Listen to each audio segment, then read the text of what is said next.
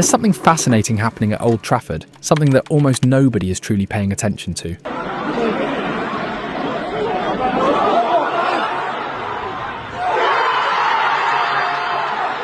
Ruben Amorim is quietly rebuilding one of football's fallen empires. I know it's really easy. Our goal is to win the Premier League. Maybe it's not with me, but our goal as a club, the board, is winning the Premier League like we did in the past with all the great glories. His mission, to restore Manchester United's lost identity.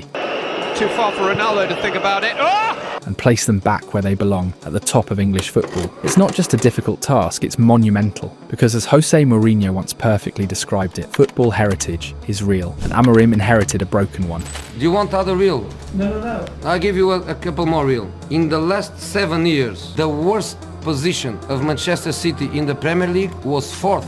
In the last 7 years, Manchester City was champion twice and they were 2nd twice. That's heritage. Do you know what is also heritage? Otamendi, Kevin De Bruyne, Fernandinho, Silva, Sterling, Aguero. They are investments from the past, not from the last 2 years, from the past. Do you know where are many of United players that left the club last season? See where they play, how they play, if they play. He took over a club that has seen 10 managers come and go since Sir Alex Ferguson's retirement. A club that has spent nearly £2 billion on 74 players, yet somehow lost its soul in the process. O que ha passado em Manchester, só eu sei como foi difícil estar Perdona. The Manchester United he found wasn't just a team that finished 8th in the Premier League, it was a club adrift, celebrating FA Cups instead of demanding greatness.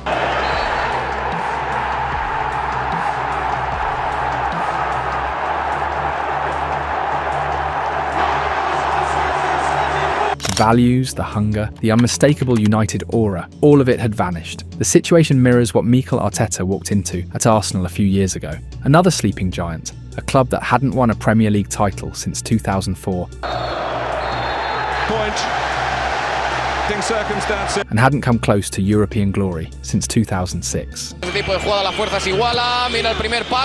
But through an unshakable vision, discipline and tactical mastery, Arteta has turned Arsenal from 8th place mediocrity into a genuine powerhouse, not just title contenders, but title favourites. The Gunners now boast the best defensive record in Europe for 3 consecutive seasons.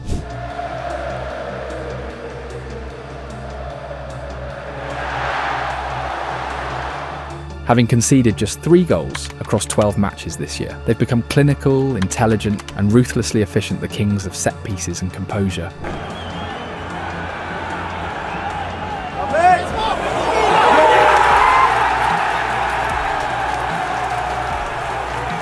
What's striking is how similar the blueprint is between these two men. Both took over chaotic, confused institutions. The first thing, I want to embrace everybody together, change the vibe, change the energy, bring energy back to them and convince them and make them feel this we love to do this. This is our profession and we could not pick a better place to. Both tore down what wasn't working to build something entirely new. Both refused to bend under pressure or public opinion, trusting their vision even when results didn't immediately follow. A lot of things that you have no idea what happened during these months, but I accept that.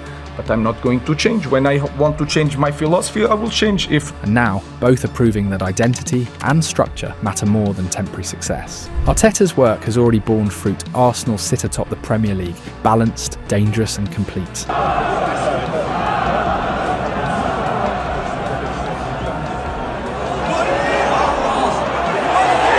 Amorim, meanwhile, is just beginning to show the same signs. His United are now 6th in the table, having beaten Liverpool,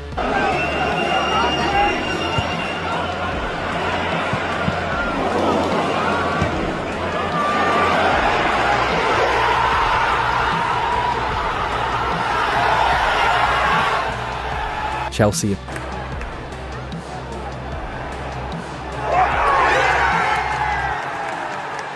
and Sunderland.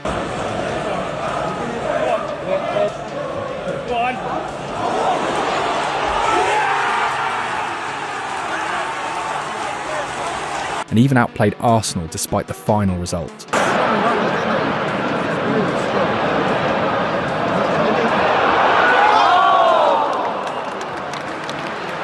The system is starting to click, the players are buying in, and the belief is returning. 2 architects, 2 revolutions, and 1 scary truth. Ruben Amorim might be following the exact same path as Mikel Arteta to awaken another sleeping giant.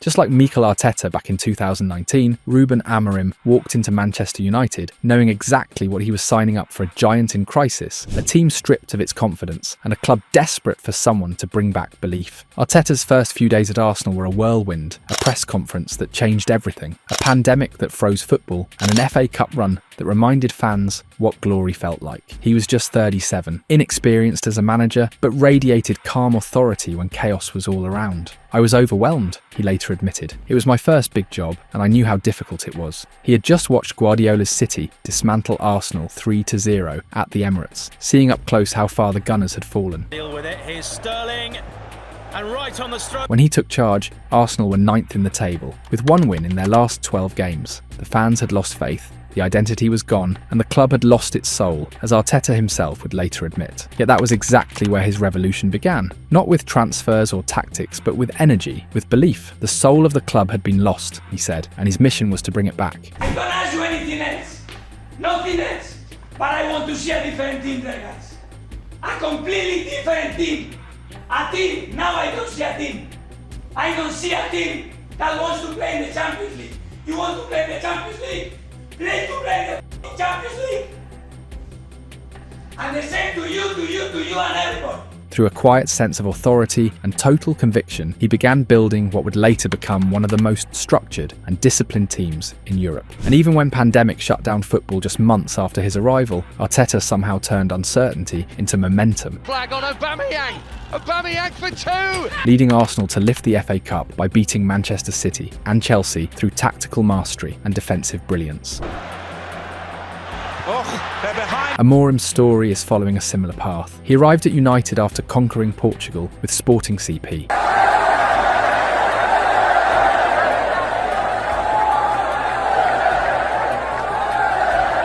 Where he won the league and even humiliated Guardiola's Manchester City 4-1, a performance that earned Pep's public admiration for Amorim's energy, organisation and tactical clarity.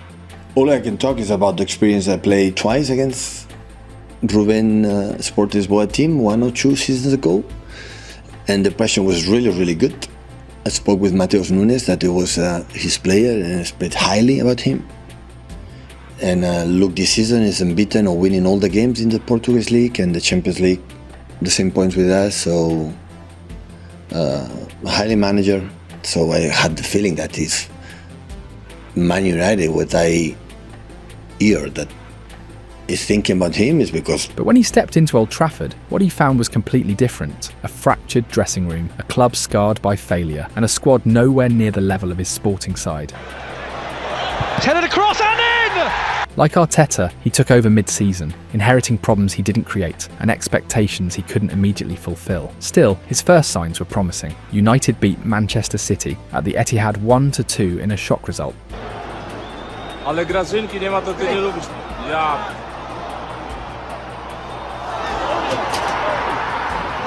Drew 1-1 against Liverpool at Anfield and began showing glimpses of structure and discipline.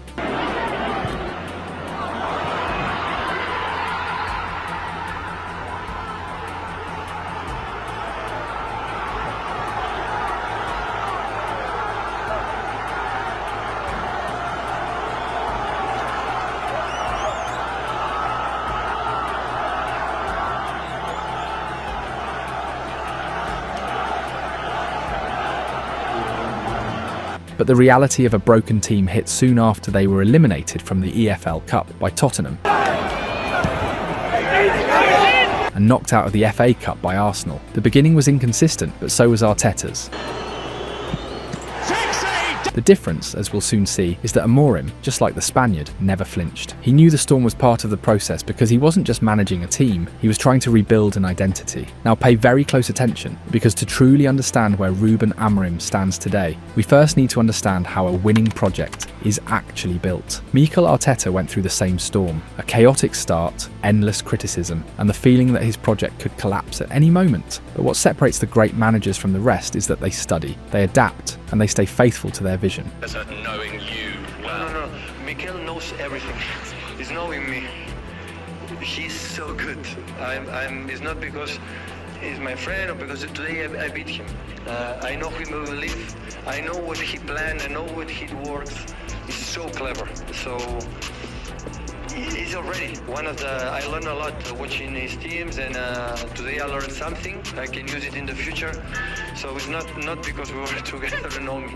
He knows everything about football. Arteta, the eternal football scholar, identified Arsenal's problems with surgical precision, rebuilt the club piece by piece, and season by season refined his team into the powerhouse. It is today leaders of the Premier League and one of the most tactically solid teams in the UEFA Champions League. 6 months after winning the FA Cup, Arteta hit rock bottom. On Christmas Day 2020, Arsenal sat 15th in the Premier League with just 1 win in 10 games, their worst position in decades. That low point forced him to make ruthless decisions. The squad was unbalanced, bloated with names that no longer fit his plan. Within months, contracts for Henrik Mkhitaryan, Shkodran Mustafi, Sead Kolasinac, and Sokratis Papastathopoulos were terminated. Even Mesut Ozil, once Arsenal's biggest star, was shown the door after falling out with the club. For Arteta, this was never personal, it was philosophical. His rule was simple: no player, no matter his reputation, would be bigger than the project. The breaking point came in December, in a must-win match against Chelsea. A loss, and Arteta would likely have been sacked after just 1 year. But instead of clinging to what wasn't working, he took a massive risk reshaping the team with youth and hunger. He gave Emile Smith-Rowe his first Premier League start as a number 10, moved Bukayo Saka to the right wing, and injected life into a dead squad. Arsenal won 3-1.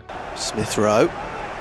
Oh, what a goal! Sparking a 7-game unbeaten run that saved his job and, more importantly, defined his football identity. That victory was the beginning of a new Arsenal. Still, the rebuild wasn't instant. Arsenal finished 8th again that season, missing out on Europe for the first time since 1996, but the foundations were now clear: youth, structure, identity. Then came the next crucial phase, the transfer revolution. Arteta shifted the club's entire philosophy, bringing in Martin Odegaard, Ben White, Aaron Ramsdale, and Takahiro Tomiyasu, all aged 23 or younger. The plan was obvious: build a team for the future. Even when the 2021-22 campaign started disastrously, 3 straight losses, That's a great ball. Bottom of the table, 9 goals conceded, Arteta held firm. He benched and eventually stripped Pierre-Emerick Aubameyang of the captaincy, a move that split opinions but freed the team to evolve. That season ended in 5th place, just short of the Champions League, but the shift was undeniable. The fans could feel it. Arsenal were back on the rise. The connection between supporters and players, lost for nearly a decade, was restored. And then came the real turning point, the evolution that turned Arsenal from a team losing the top 4 battle with Tottenham into a side that has not dropped below 2nd place in the Premier League ever since. That was the moment Mikel Arteta's project transformed from potential into reality. Arsenal may have lost the 4th place battle to Tottenham in 2022, but what came next changed everything. The following season, they didn't just rise above Spurs, they rose above almost everyone in the Premier League. The arrival of Gabriel Jesus and Alexander Zinchenko from Manchester City brought not only quality, but a winning mentality. Their influence was immediate: leadership, experience, and a deeper understanding of how to compete at the highest level. Then came the integration of William Saliba, the lightning-fast centre-back, who pushed Arsenal's defensive line 15 yards higher and redefined how they built from the back.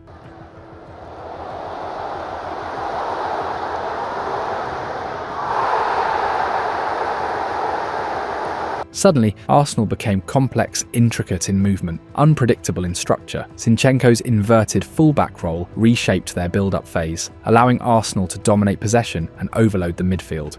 Zinchenko into Odegaard. Neat move here. Bukayo Saka. Got beyond Perro, and there's one more! Jesus linked beautifully with Bukayo Saka and Gabriel Martinelli to form a front 3 that hit double digits in goals. Ready, he's got the freedom of the half! And of course he finishes! While even Granit Xhaka, once seen as expendable, became one of the team's top scorers.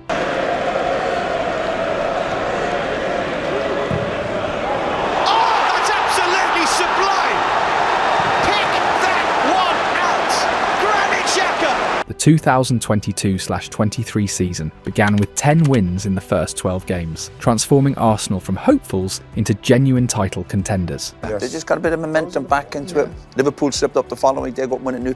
Amazing. A momentum in sport is huge, and Arsenal have it at the moment. That's the thing, Roy. That's again what you're right. Last season, when Liverpool slipped up or we needed to put pressure, it didn't happen, and that's happening this season. So everything what you want in place for them to make the challenge is happening right now. Arteta was no longer surviving. He was engineering. Injuries to Jesus and Saliba cost them the title, as Manchester City's late season perfection crushed Arsenal's dreams. But rather than folding, Arteta doubled down. Declan Rice arrived.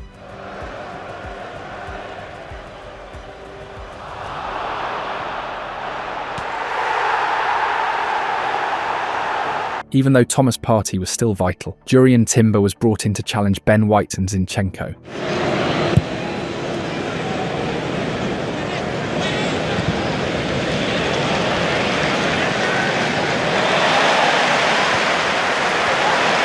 Fan favourites like Tierney and Smith Rowe were relegated to the bench, and the boldest move of all came in goal. Aaron Ramsdale, a Premier League Team of the Year keeper, was replaced by David Raya, who fit Arteta's vision of a goalkeeper comfortable under pressure and with the ball at his feet. It's on two on the overlap, it's played back in for Johnson, what a save! This relentless pursuit of perfection extended to every detail. Arsenal, once one of the weakest teams in set pieces, became the dead ball kings of Europe under Arteta and set piece specialist Nicolas Jova. Odegaard this time. Run in, and it's been headed home. And it's Gabriel with a towering header. And what an important goal that could turn out to be at this early stage of the Premier League title race. Since 2019-20, they've scored 93 goals from set plays, the most in England. Every corner, every free kick, every restart became a calculated weapon.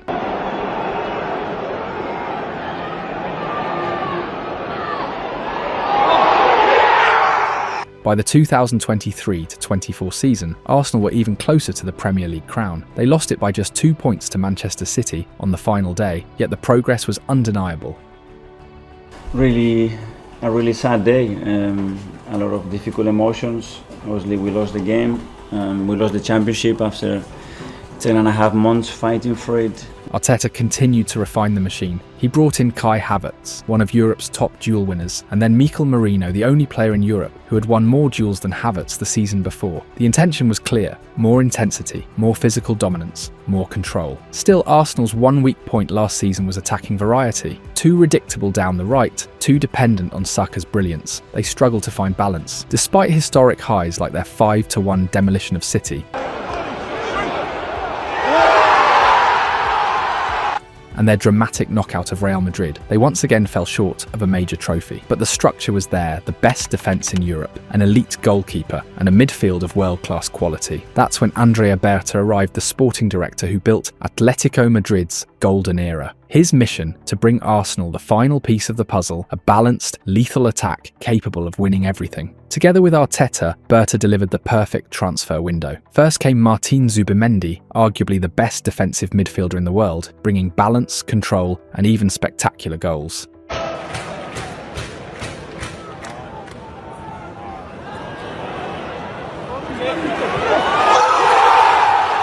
Then Victor Gyökeres, a pure goal-scoring machine already with 5 goals in 13 matches, exactly the profile Arteta wanted.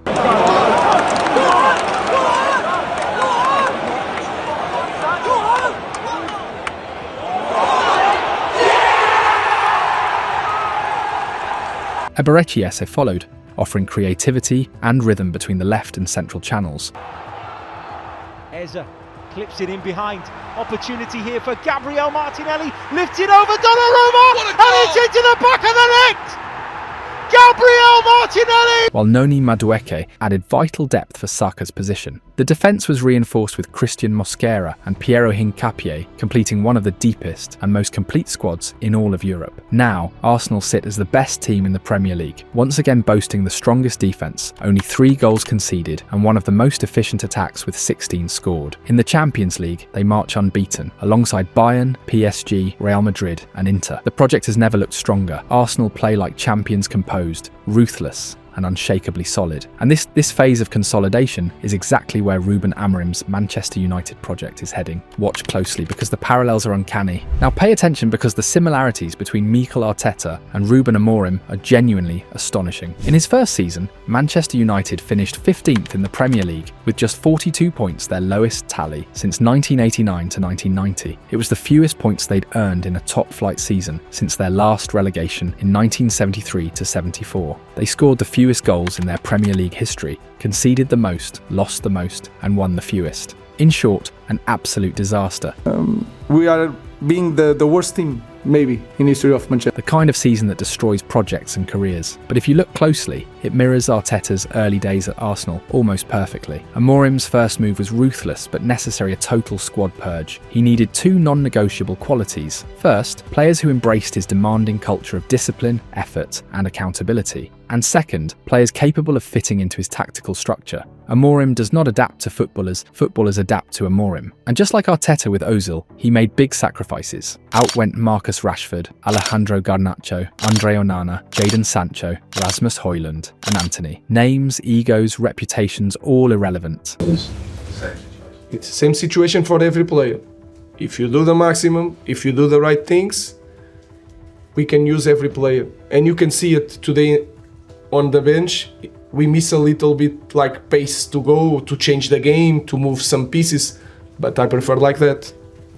I will put Vital before I put a player that don't give the maximum every day. So I will not change in that department. Then came the rebuild. Amorim and Ineos, for once prioritising sporting logic over marketing, focused on football. United lacked depth, wit, and above all, goals. They needed a true finisher, someone who could turn chances into points. The club spent £230 million to sign Benjamin Šeško, a generational Bundesliga talent.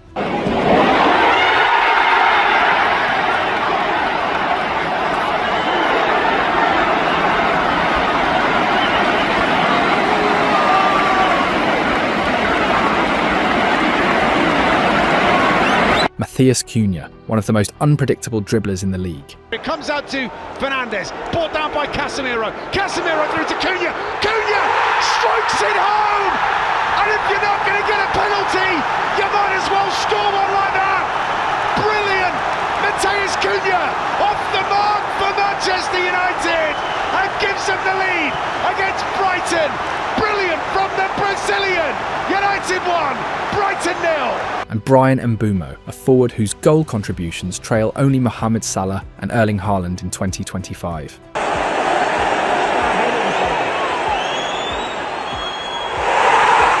With the attack fixed, the next problem was obvious: the goalkeeper. Both Onana and Bayanda were leaking goals weekly, so Amorim took a bold step.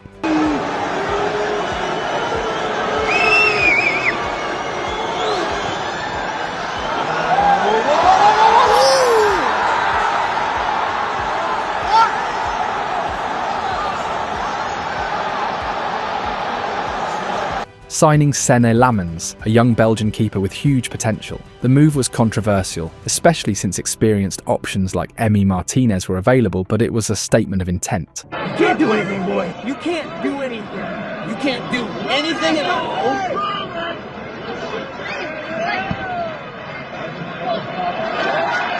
Amorim was building for the future, not patching the present, exactly like Arteta replacing Ramsdale with David Raya. The results? A turbulent start, to say the least. United lost to Arsenal, were humiliated by League Two Grimsby in the Carabao Cup. Could be interesting. Onana's in big trouble. And it's going to be forced. And managed just 2 open play goals in their first 4 league games. At one point, Amorim's 36% win rate was the worst of any United manager since World War II, but beneath the chaos, something was brewing. United were generating the highest XG per match in the Premier League, creating volume, but not quality. So Amorim adapted. He made 2 tactical tweaks that changed everything. First, he encouraged his players to bypass midfield by playing more direct, vertical football. Second, he emphasised second ball recoveries, turning the chaos into control. It clicked instantly. United beat Chelsea 2-1.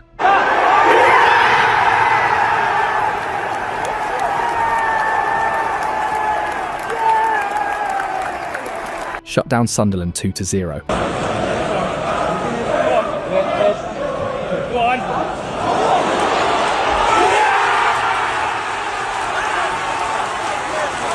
Went to Anfield and finally broke a 9-year curse with back-to-back wins, and then outclassed Brighton in a 4-2 masterclass.